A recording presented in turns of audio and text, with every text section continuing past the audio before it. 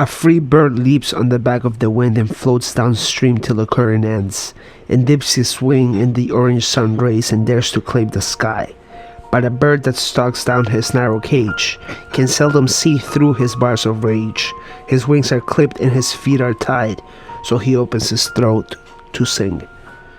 The caged bird sings with a fearful thrill of things unknown but longed for still, and his tune is heard on the distant hill, for the caged bird sings of freedom. The free bird thinks of another breeze, and the trade winds soft through the sighing trees, and the fat worms waiting on a dawn-bright lawn, and he names the sky his own. But a caged bird stands on the grave of dreams, his shadows shout on the nightmare scream, his wings are clipped and his feet are tied, so he opens his throat to sing.